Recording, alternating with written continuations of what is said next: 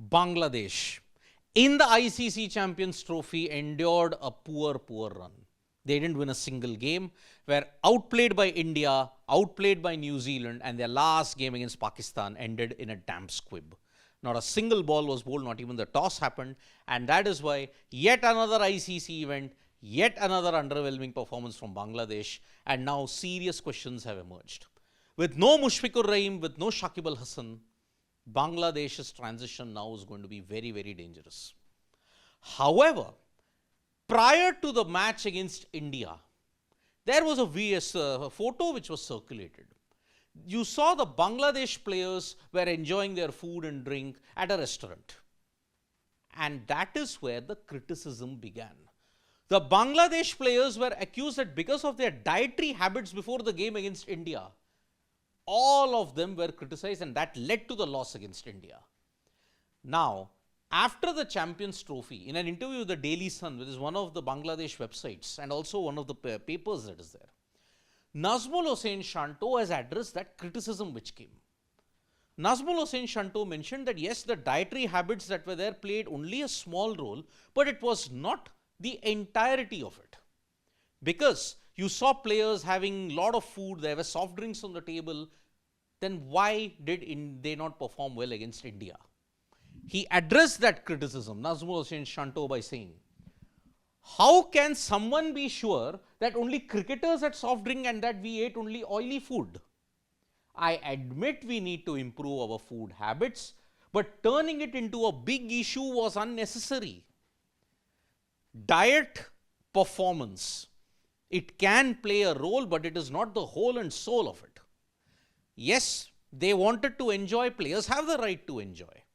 They felt they wanted to be in a relaxed frame of mind, but then it backfired against India, which is why when you look at it, Bangladesh, their food habits that were there prior to the game against India, that ensured that, okay, you lost, and that's why the entire Bangladesh cricket public turned on the team. They accused them, oh, how can you be fit? How can you perform if you're having so many foods of oily variety and have soft drinks and all? This is an issue. Shanto did say that, yes, we have to improve our food habits, but turning it into a big issue was unnecessary because he said, I agree that players should be mindful of their diets, but it is unrealistic to say that one meal had such a huge impact on our performance. I mean, we all see that a lot of Australian, England players guzzle a lot of beer.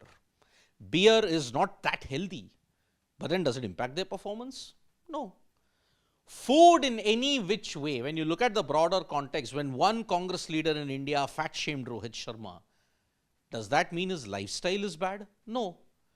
If you are fat, if you consume oily food, then why don't you, if you perform, what is the big harm? I will give you one example of a Sri Lankan cricketer of the past, Mahadevan Satasivam. He used to not train that much. Yes, he would consume eggs, he would consume bacon, he would consume a lot of alcohol.